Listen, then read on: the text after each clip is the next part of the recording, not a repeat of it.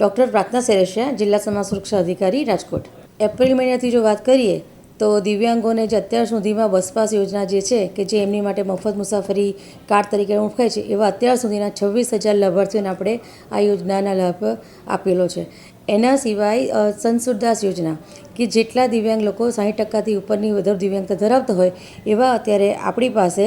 4,000 જેટલા લાભાર્થીઓ નોંધાણા છે। બૌદ્ધિક અસમર્થતા ધરાવતા દિવ્યાંગ વ્યક્તિઓ જે છે કે જેઓ 50%થી વધુ દિવ્યાંગતા ધરાવે છે પણ માનસિક મંદબુદ્ધિની અંદર, એવા દિવ્યાંગો અત્યારે આપણી પાસે 4,500 જેટલા લાભાર્થીઓને આપણે લાભ આપીએ છીએ। આ સિવાય અત્યારે લાસ્ટ 1 મહિનાથી દિવ્યાંગો માટે સાધન સહાય યોજના કે જે તેમને રાહતલક્ષી શારીરિક રીતે હેલ્પ કરી શકે એવી યોજના દિવ્યાંગ સાધન સહાય યોજના છે। તેમાં અત્યારે આપણી પાસે 280 લાભાર્થીઓ પોર્ટલ ઉપર નોંધાણા છે અને હજુ આ યોજના 20 તારીખે પોર્ટલ ઉપર બંધ થવાની હતી, પણ રજાઓ અને બધા તહેવારોના સમયગાળાને ધ્યાનમાં રાખીને સરકારશ્રી તરફથી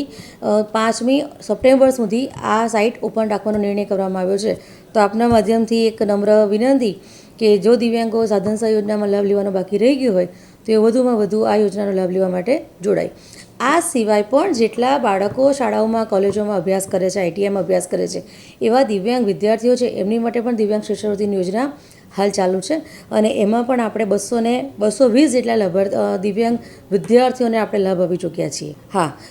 દિવ્યાંગોને સરળતા પડી રહે એ માટે સરકારશ્રી દ્વારા દરેક યોજનાને ઓનલાઈન કરવામાં આવી છે, પણ ગામડામાંથી આવતો વ્યક્તિ, દિવ્યાંગ વ્યક્તિ અને કદાચ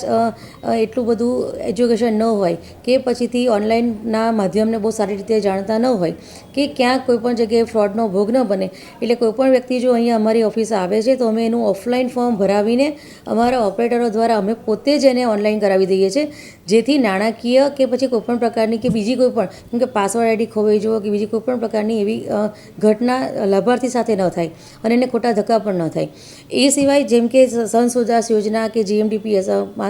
બૌદ્ધિક અસમર્થતા ધરાવતી યોજનાઓની અંદર જ્યારે પણ સુધારા થયા છે ત્યારે બસ પાસના ડેટા જે અમારી પાસે હોય છે એમાંથી જ અમે લોકો સામેથી જે દિવ્યાંગ વિદ્યાર્થીઓના નામનું ફિલ્ટર કરીને